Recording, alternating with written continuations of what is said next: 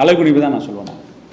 இன்னொன்று முக்கிய விஷயம் நம்ம பார்க்க வேண்டியது தோழர் என்னென்னா, 2026 ஜனவரி மாதம் என்ன பண்ணாங்கன்னா, நான் திட்டக்குழுவில் உறுப்பினர் இருந்த போது அப்போ வந்து முதல்வராக இருந்த எங்கள் தமிழ்நாட்டு முதல்வராக இருந்த எங்கள் திமுக தலைவர் வந்து ஒரு செக்டார் 360 2030 இலக்க வைத்து செக்டார் 360ன்னு சொல்லி துறை வாரியாக, அதாவது 2030 இலக்கு வைத்து ஒவ்வொரு துறை ரீதியாக என்னென்ன கேப்ஸ் இருக்குது ஐடென்டிஃபை பண்ணுற திட்டங்கள் என்னென்ன, அந்த திட்டங்கள்லாம் எலாபரேட் பண்ணேன்.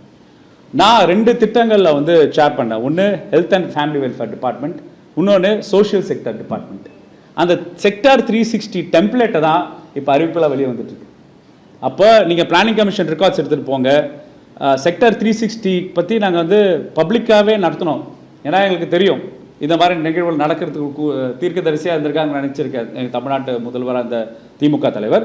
ப்ரெஸ் மீட் வச்சு அனைவருக்கும் தெரியும் மாதிரி செக்டார் 360 விஷனை வந்து நாங்கள் வந்து ஷேர் பண்ணோம்.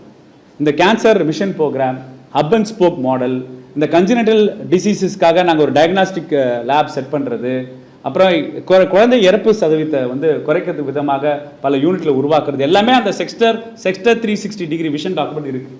அந்த செக்டார் 360 விஷன் டாக்குமெண்ட் இருக்கும்போது அந்த துறை செயலாளர் தான் இப்போ சிஎம் செக்ரட்டரி ஒன்றா இருக்கார். அப்போ நீங்கள் வந்து நோ ப்ராப்ளம். ஒரு அரசு என்பது நம்ம ஒர்க் பண்ணதை வந்து அந்த அரசு இம்ப்ளிமெண்ட் பண்ணுற ப்ராசஸை நம்ம மகிழ்ச்சியிடம் வரவேற்கிறோம். ஆனால் அந்த திட்டங்களை வந்து சரியாக நடைமுறைப்படுத்துறீங்களா இல்லையானே என்ற ஒரு பொறுப்பான எதிர்க்கட்சியை சொல்ல வேண்டிய கடமையில் நாங்கள் இருக்கோம். அப்போ செக்டார் 360 விஷன் டாக்குமெண்ட்ஸ் தான் இப்போ வந்து உங்களோட பட்ஜெட்டா அப்படின்னு கேட்டால், நான் வந்து ஊடகவியாளர்கள் கேட்குறேன், நண்பர்கள் கேட்குறேன், பப்ளிக்கை பார்த்து கேட்குறேன்.